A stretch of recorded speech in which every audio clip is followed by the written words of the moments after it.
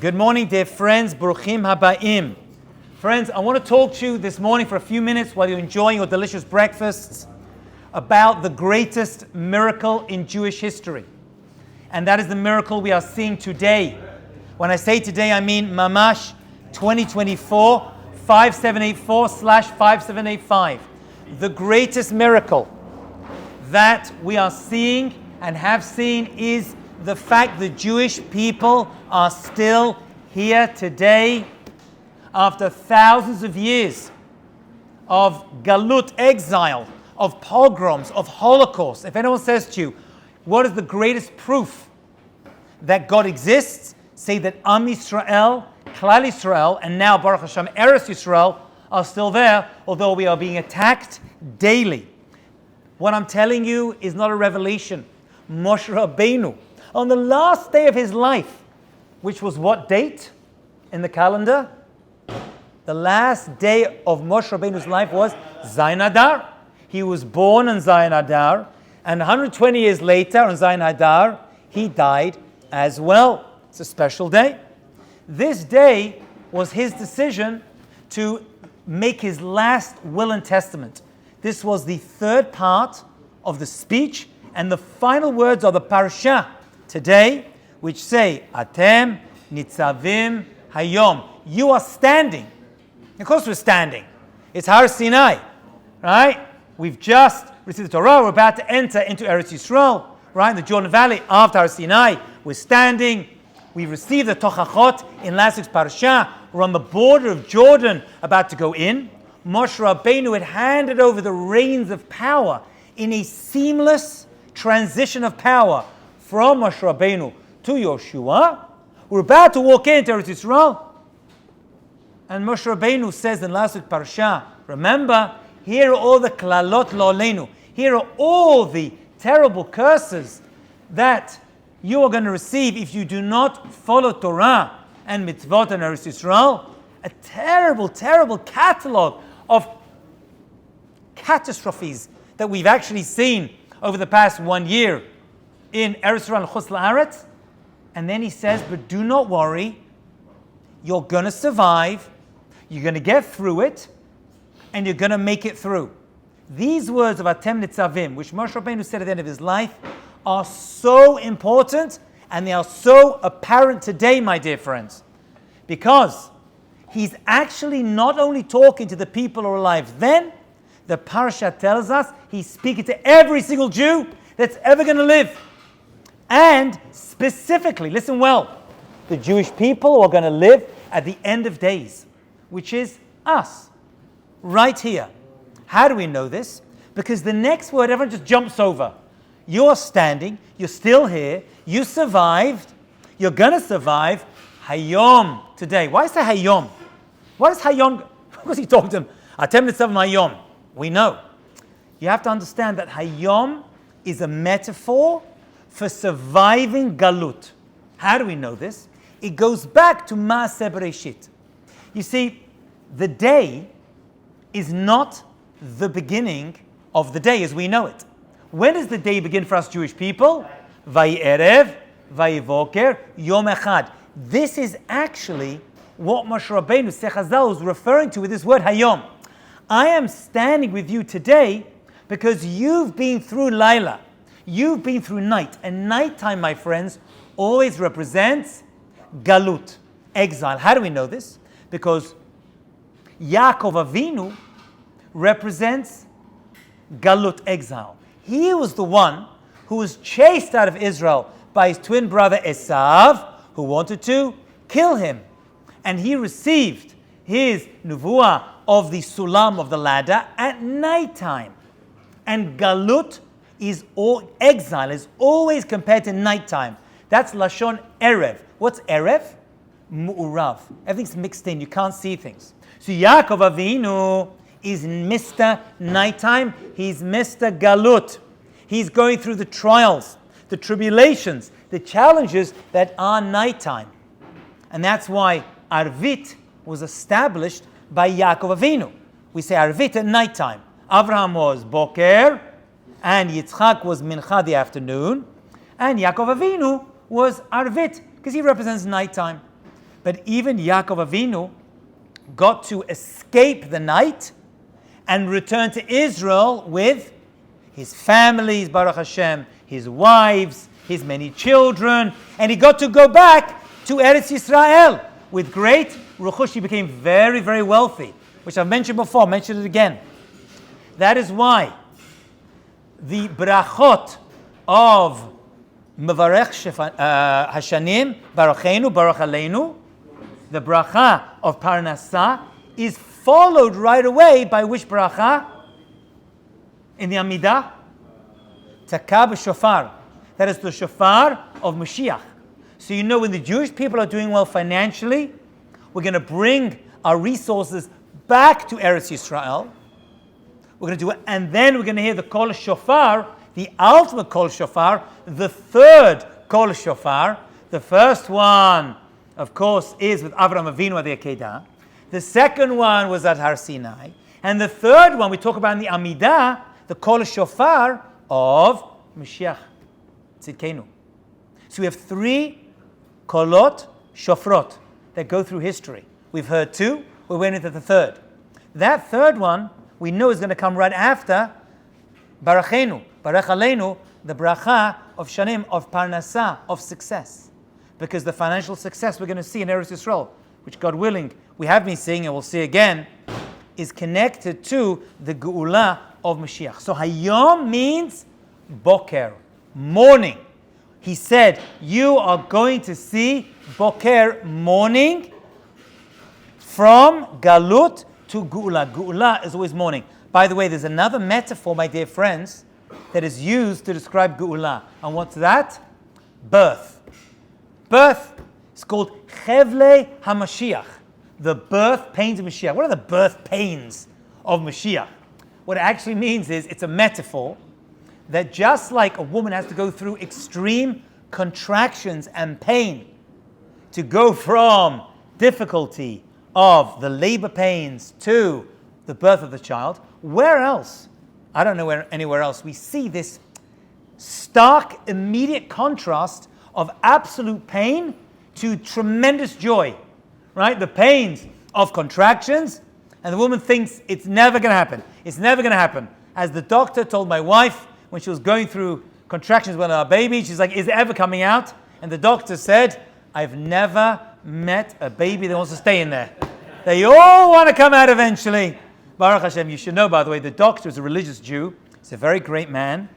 And even the nurses, and I was there, I saw this, even the nurses who were there, who were goyim, said, God whispers into the ear of this particular doctor, and he knows exactly when is the right time.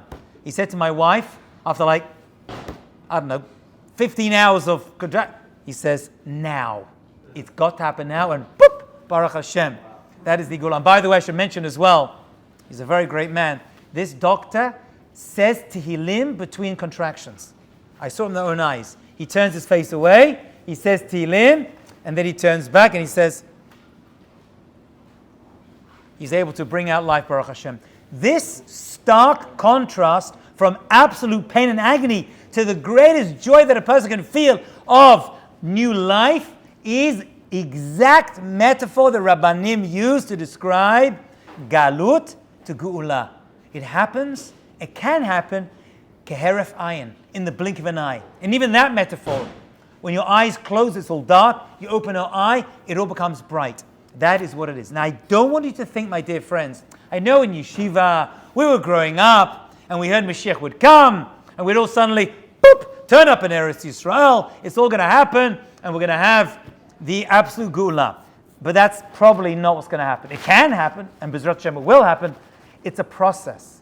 There is a process. And Moshe Rabbeinu, amazingly and uncharacteristically, actually explains the process to us.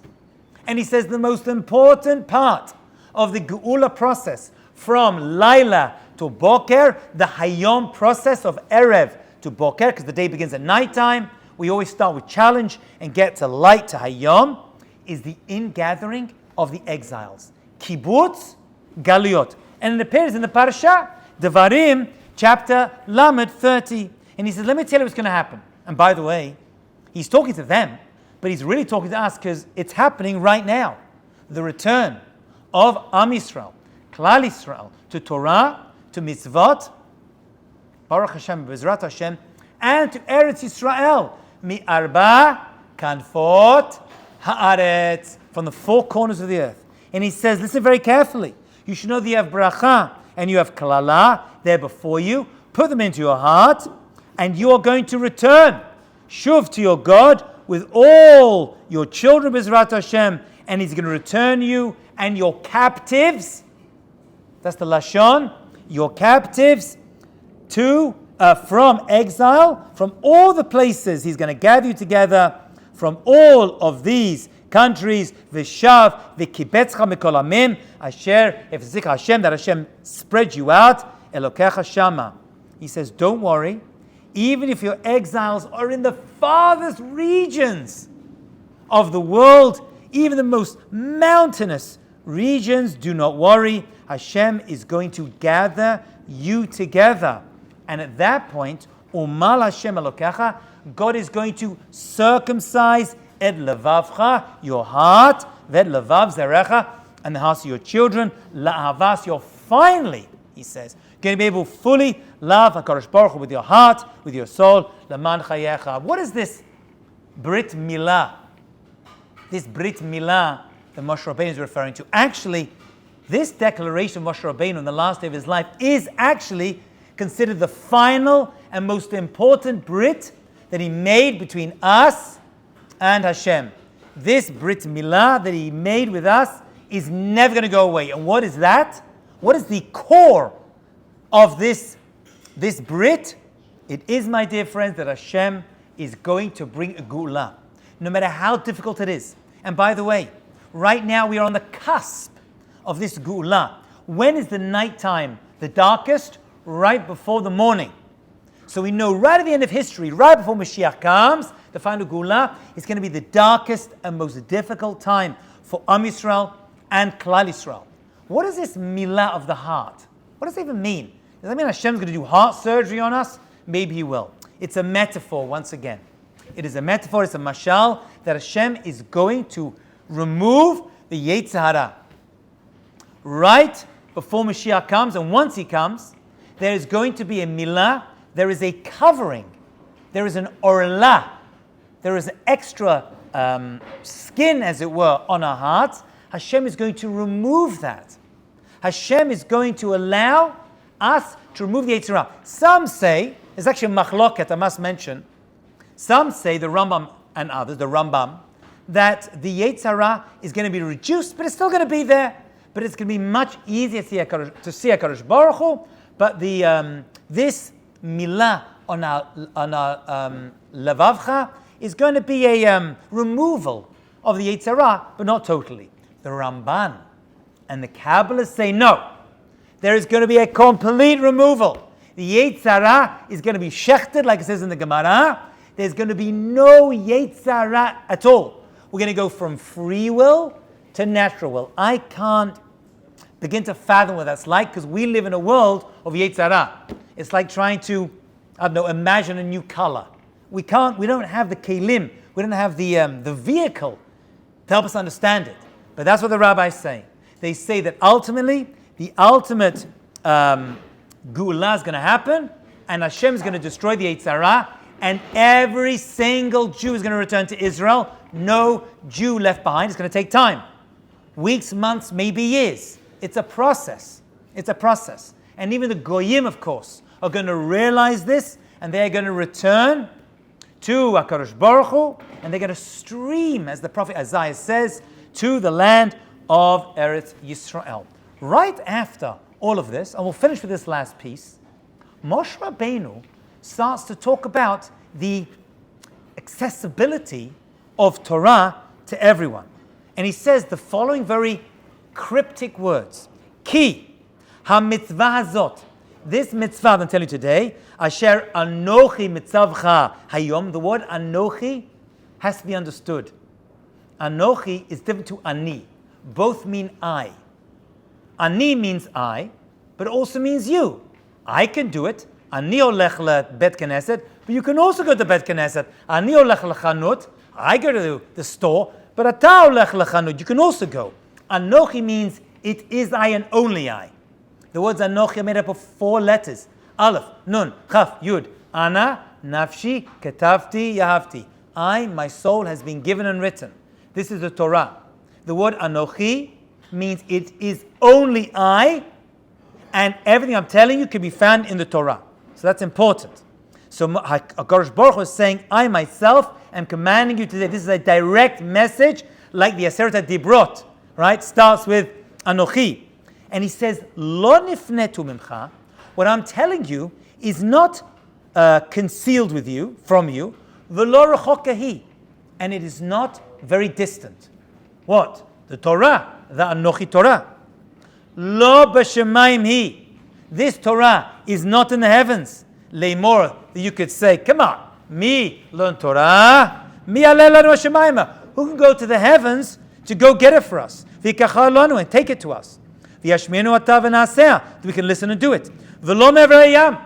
And this Torah is not over some ocean. Oh, I've got to travel over the oceans to get this thing called Torah, to learn it. Leimor, mi avar lanu el hayam. Who can travel miles and miles to get the Torah?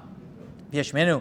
Ki karov elecha hadavar ma'od. It's very, very close. You know the answer. Every single Jew knows the answer, no matter how far they seem.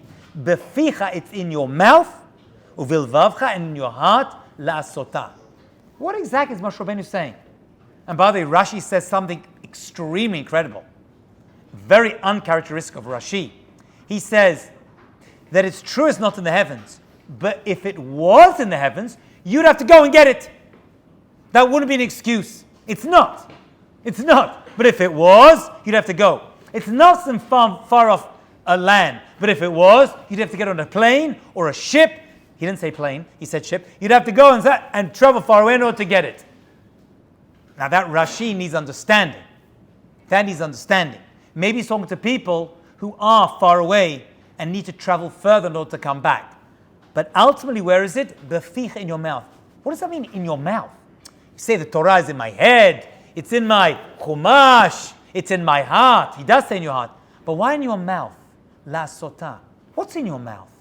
What's he talking about? He's talking about an angel that is mentioned in Gemara Nida that teaches us the entire Torah. And before you are born, you are hit on the mouth. And that leaves a little cleft, right? Over here. Every young Jewish boy and girl knows this. You forget the Torah, and you're born forgetting the Torah. This malach, this angel teaches you. There's an angel that holds a lamp above your head and shows you from one side of the world to the other side of the world everything you need to know about everything, about Hashem, yourself, your neshama, your mission, who you're going to marry. It's all revealed to you. And then you're punched in the face and you forget it all. Imagine I sat with you, you had to have an exam, and I said, I'm going to teach you for your exam. You got an algebra exam, la aleinu, bad memories, right? Or calculus, and I teach you all night. You better walk into the exam, I punch you in the face, you get concussion, and then you forget everything. I'm like, good luck with that. What is this, a trick? It's not what's happening, my dear friends. The Maharal says something beautiful. He says this Torah is put inside your heart, levavcha, says Moshe Rabbeinu, beficha, in your mouth to say it. It's not removed from you completely. It's buried deep inside your neshama, in your lev, which actually has inside it the level of a neshama called ruach. The ruach is inside, and this Torah is always inside us. And I heard something very interesting. I never saw it inside, but I heard it interesting from a great rabbi once, many years ago. Rabbi Rakowski says, one of my Rosh Yeshivot, he says, many times you learn Torah and you feel like you've heard it before. It resonates with you. It vibrates inside you. You have that experience? You're like, I feel like I've heard this before. He says that's because this malach taught it to you. And it's inside you. And when you hear it, you're like, I got it. And it comes out. Where does it come out of? Your mouth. Your mouth, the ficha, is the way you give over and learn Torah. When you learn Torah, by the way, you should actually speak it. Learning Torah by just looking at it, which unfortunately I do a lot, you should actually speak out You don't have to shout it out. You don't have to be that Sephardi, but you can actually say it, and you should say it loud enough for you to hear. So even the Amidah, you say Belachash, you should say loud enough to you. Why is that a halacha? That's the halacha, by the way. Al Pi Kabbalah, you don't. Al Pi Kabbalah, you can say your tefillah inside your brain, says the Zohar, but the Shulchan Aruch does not paskin like that. And you should say your tefillah loud enough that at least you can hear it. Even the Amidah, even the tefillah Belachash. Same with Torah. When you say Torah, you should say it out. So when you say it, you're accessing the Torah inside you that this malach gave to you, and it's coming out of your mouth. It's coming out of your mouth, and at least you hear it. Even if you're by yourself, you should try to at least let the words come out of your mouth so that it makes an imprint on your own mind. Because right now it's in your heart. And your mouth is that level of the neshama. That's why we are called Nefesh Chaya.